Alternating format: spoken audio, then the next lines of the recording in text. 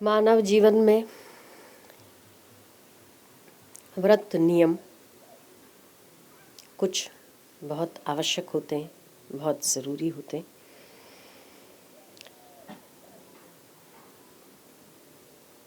पूर्णिमा को क्या करे, एकादशी को क्या करे, सुबह उठकर क्या करे, रात को सोने के पहले क्या करे, कुछ नियम यदि जानकारी में आ जाते हैं तो जीवन जटिल नहीं वरन बहुत आसान हो जाता है। वैसे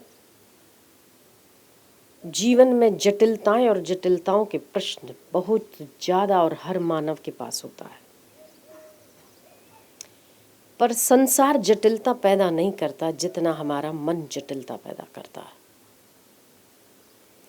जितनी जितनी मन की वासनाएं और इच्छाएं अधिक है उतना उतना मानव को जीवन जीने के लिए जटिलता अधिक है।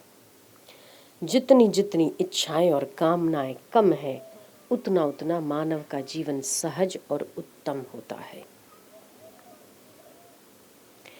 मानव जीवन कल्प वृक्ष की तरह है, जैसी कामना करते हो वैसा फल पाते हो। ईश्वर जब संसार में भेजते हैं उस समय आपके हाथ रिक्त होते हैं, कुछ नहीं होता आपके पास। पर जितना जितना आप अपने कर्मों के द्वारा, जितना जितना आप अपनी तपस्या और भजन के द्वारा जितना जीवन को उन्नत बना सकते हो, वो सारी सामग्रियां आपको इसी संसार में उपलब्ध होती हैं, कहीं और जाने की जरूरत नहीं पड़ती। तो कंगाल से व्यक्ति धनवान बन सकता है और धनवान से व्यक्ति कंगाल बन सकता है।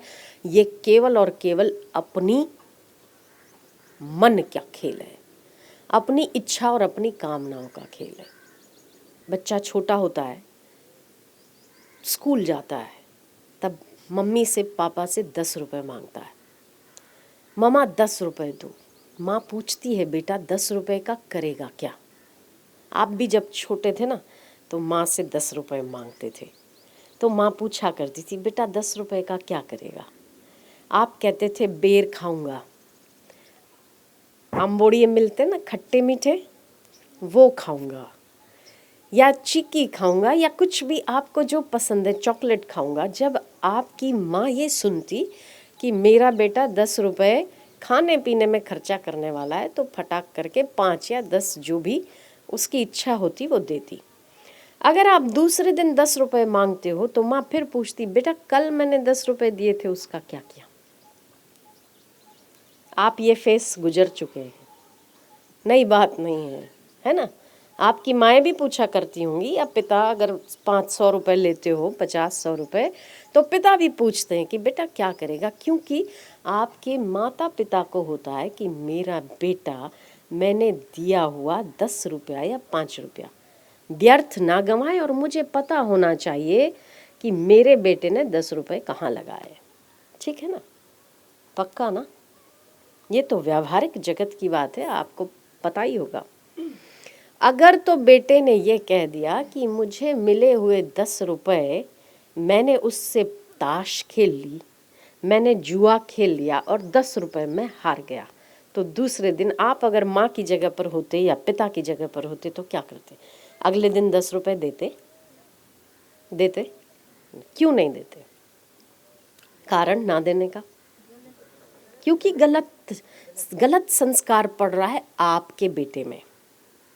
आप नहीं चाहते कि आपके बच्चे में गलत संस्कार पड़े, वजह कि अपना पैसा आपके बेटे के द्वारा गलत संस्कार पड़ने में आप नहीं मानते हो, इसीलिए आप 10 रुपये उसे नहीं। 10 रुपये बड़ी चीज़ नहीं है। आजकल तो आप सिग्नल के पास खड़े रहते हो ना और एक सिक्का देते हो तो उसको भी वैल्यू नहीं है। जो मांगते हैं ना 10 रुपये दो तो हाँ लगता है कि, और आजकल तो 10 की भी कीमत नहीं है, 10 रुपये में तो पानी भी नहीं आता। तो 10 रुपये अपने बेटे को दिए हुए हैं तो आप उसका हिसाब पूछते हैं, बेटा 10 रुपये का क्या किया। हम आपसे ये कहते हैं कि एक दिन में 21,600 सांस आपको मिली है। कितनी? आप 21,600 सांस लेते हो। एक दिन की। उस एक दिन में 21,600 सांस, 60 साल की उम्र में आप कई लाख सांसें लेते हो। जब परमात्मा आपको इतनी लाख सांस देकर भेजता है तो ज़रूर इसके बाद हिसाब तो पूछेगा ना कि बेटा मैंने जो सांसें दी है उसका उपयोग तूने किस में किया।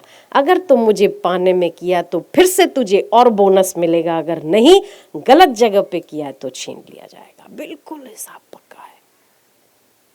अगर तो माँ बाप, अगर माता पिता 10 रुपए का हिसाब भी लेते हैं तो परम पिता परमात्मा एक दिन की 21,600 सांस का हिसाब नहीं लेगा। कैसे सोचा?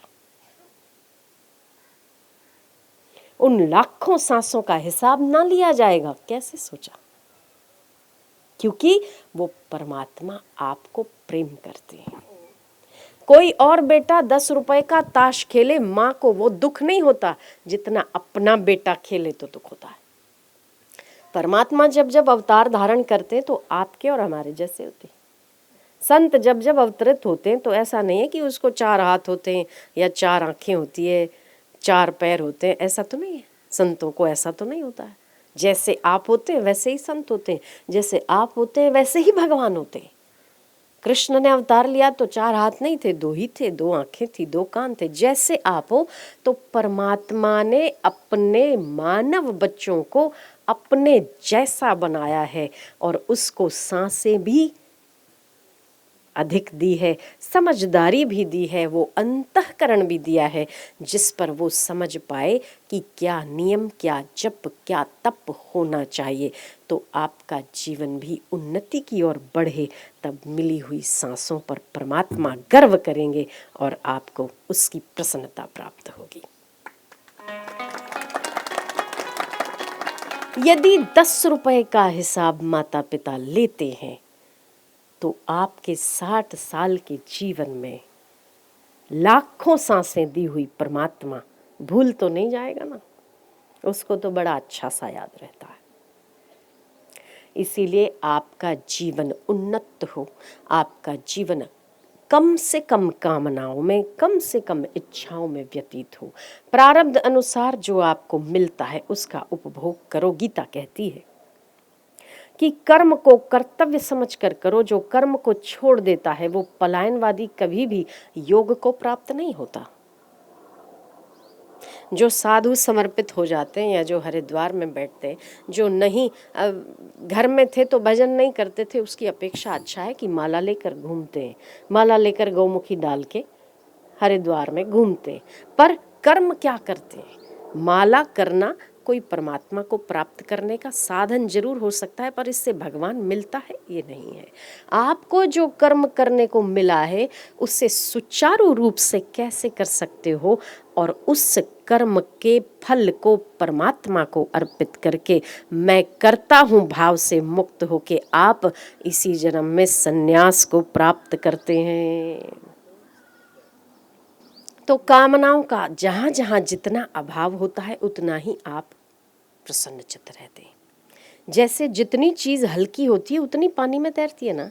लकड़ा हल्का है तो पानी में तैरता है, लोहा भारी होता है तो डूबता है। लोहा भारी है तो डूबता है, लकड़ा हल्का है तो तैरता है।